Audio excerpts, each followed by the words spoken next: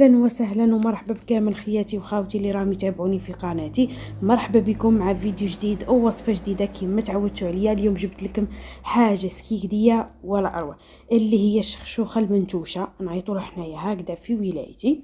اليوم جبتها لكم بطريقتي الخاصه، نتمنى من كل قلبي انها تعجبكم، وعلى بالي بلي تعجبكم. ما شاء الله ما شاء الله، جات واحد البنه ولا اروع خياتي.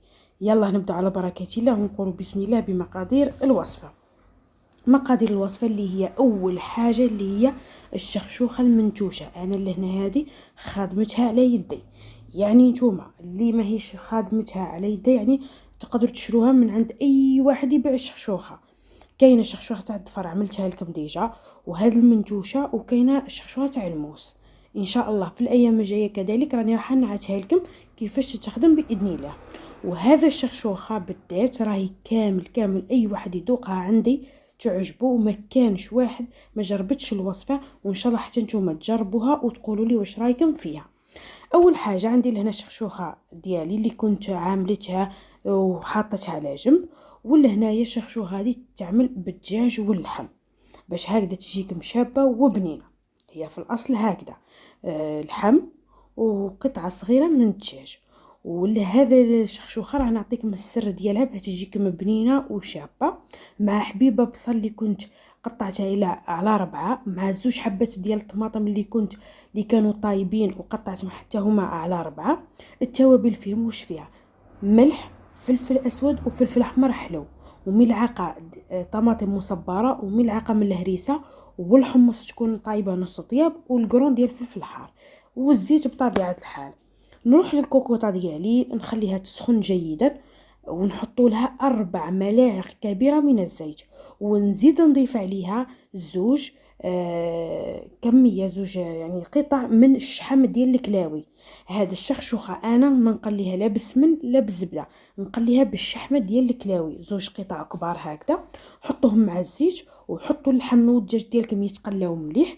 بعد ما تقلاو لي كما شفتوني، جيت لهنايا ضفت لهم البصله والطماطم والقرن فلفل حار والهريسه والطماطم المصبره والتوابل، ونخليها تتقلى. شوفوا الشخشوخه المنتوشه ولا اي نوعيه ديال الشخشوخه راهي تحب التقليه، وراهي تحب لاصوص ديالها تكون حمراء. هذه يعني اللي يعرفوا الشخشوخه صح يعرفوا الشخشوخه على اصولها، تجي لازم حمراء وتجي فيها ديك الشوكه تاع الحار. اوكي، يعني حطوا اللحم والدجاج يتقلاو مع الشحمه ديال الكلاوي مليح في الزيت. من بعد ما يتقلاو حطوا لها البصله والطماطم والقرن فلفل حار والملعقه ديال الهريسه والملعقه ديال الطماطم مصبره، ونخلوها تتقلى. والبصله والطماطم ديالها ما تتجرحاش، تتحط بهذا الشكل. تابعوني دوكا نقول لكم كيفاش تعملوها، تابعوني فقط يا خياتي. يا وحده البنه وحده البنه، واش نحكي لكم واش نخلي لكم. درك نغطي عليها ونخليها تتقلى حتى تخرج لي العصاره ديالها ديال الخضره ديالنا. في جهه رحت جبت الجفنه ديالي، نقولوا بسم الله، ونحط الكميه ديال الشخشوخه المنتوشه. كميه ديال الشخشوخه المنتوشه على حسب افراد العائله. انا لهنايا راني خادمتها على يدي يا خياتي، اللي على هذيك راني غسلتها. يعني انا كي نغسلها على بالي فيها خدمه يدي، ما هي راح تتعجن ما يصرى لها والو. نتوما اذا راكم شاريينها يعني عرفوا وين تشروها منين تشروها. يعني اذا كانت مخدومه كما هكذاك برك راهي راح تتعجن لكم كي تغسلوها. انا لهنايا غسلتها جيدا وخليتها تنشف خلاص في خاطرها، ورجعت للبريمه ديالي اللي خليتها تتقلى. لقيت هذيك الطماطم والبصله خرجوا لي هذيك العصاره ديالهم، التوابل طلقت لي هذاك البنه ديالها كل شيء. نروح نخلطها هكذا بخفيف فقط، ونروح نمرقها بالماء الساخن لدرجه الغليان، وضروري جدا جدا جدا، ولازم لازم لازم ماء سخون وعلى الجنب ديال البريمه. ما تمرقوش فوق اللحم ولا الدجاج ولا اي حاجه.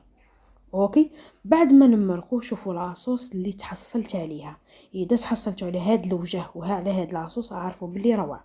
قفلت عليها الكوكوطه خليتها طيب، رجعت للشخشوخه ديالي ولقيتها نشفت لي. شوفوا يا خياتي ما تعجنت ما والو. الناس اللي نخدم لها اي وحده الشخشوخه كامل يشكروا لي فيها، وانا نحب دائما الخدمه بالطبع والخدمه كما يحب الخاطر.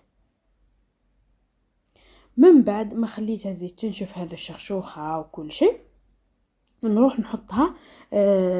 نبداو نفورو فيها. شوفوا رجعت لاصوص ديالها، لقيتو طاب اللحم هذاك كل شيء. راح نصفيها، يعني اللحم والدجاج نحطوه في جنب، وهذاك البصله والطماطم اللي حطيتهم من قبل نهزوهم ونحطوهم في الروبو.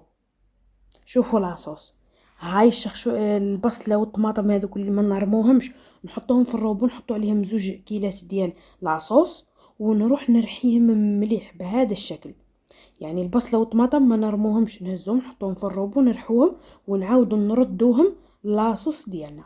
وهذه هي السر ديالنا باش تجيكم لاصوص نتاع الشخشوخه خاطر واحمر وحلو وعسل.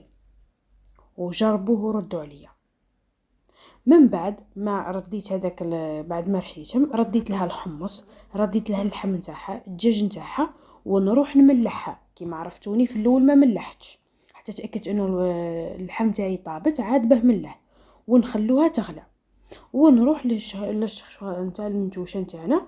بعد ما نشفت لي نروح نبدا نفور فيها. اول حاجه نحطوا لها الزيت، وشوفوا وكل حبه من شخشوخه المنتوشه لازم تتغطى بالزيت، يعني محروها مليح. هذه هي، شوفوا راهي على حبه على قانيها، يعني روعه الله يبارك.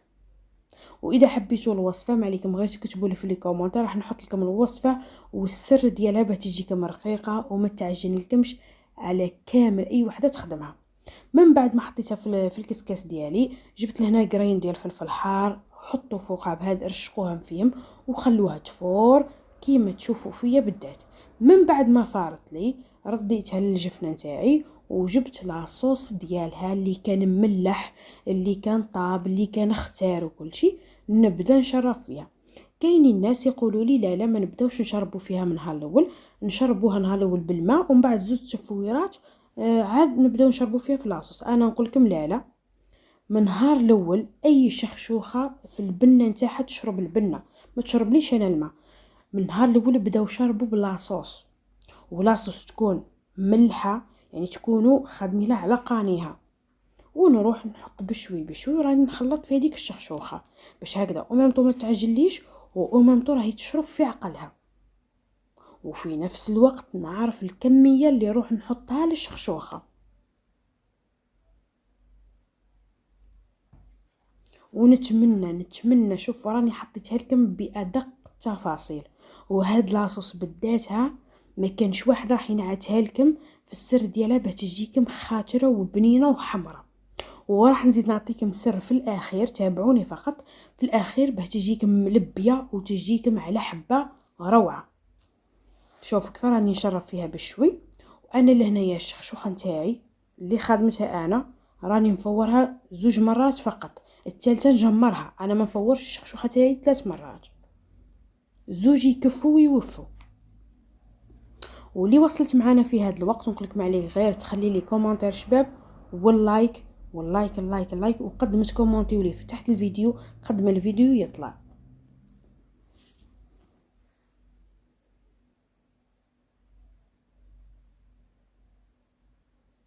من بعد ما فورتها المره الاولى وزدتها المره الثانيه، رحت حطيتها في المقله ديالي اللي كان ما لازمش تلصق المقله، ونروح نجمرها ونحط لها لاصوص بشوي بشويه. راهي تتشرب وراهي تكسك هكذا وراهي تتجمر في عقلها وكل شيء كيما راكم تشوفوا فيا. شوفوا كيفاه راني نحط في اللاصوص، ماني خايفه منها تتعجن، ماني خايفه منها والو.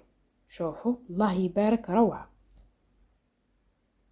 علاش انا نفورها 2 مرات؟ باش نعطيها المره الثالثه الزيت كي نحطها تتجمر الزيت تعاود تشرب لاصوص مليح مليح. على هذيك نفورها غير 2 مرات. من بعد كي تبدا تشرب لي هذيك لاصوص وكل شيء، واش نروح نجيب ملعقه من الزبده تكون كبيره وملعقه من الطماطم المصبره، ونحطها تتجمر مع هذيك الشخشوخه، ونبقى نقلب فيها حتى تشرب لي كامل لاصوص، ونقدموها بهذا الشكل اللي راكم تشوفوا فيه في الفيديو. شخشوخه منتوشه على اصولها. وهذا هو الشكل النهائي ديالها. نتمنى من كل قلبي انها عجبتكم، والفيديو والصوره تشرح نفسها. ان شاء الله يا ربي تعجبكم، ان شاء الله يا ربي تجربوها. وما عليا غير نقول لكم خاوتي وخياتي ما تنساوش تدعموني، لانه الوصفات اللي راهم جايين وصفات ولا اروع، وصفات بالطبع، وصفات يحمروا الوجه. وشوفوا اللحم ديالي كيفاش طابت، الشخشوخه على حبه ولا اروع وحمراء. وش نقول لكم، تبقوا على خير، تهلاو في رواحكم. الى فيديوهات اخرى، الى وصفات اخرى باذن الله. سلام.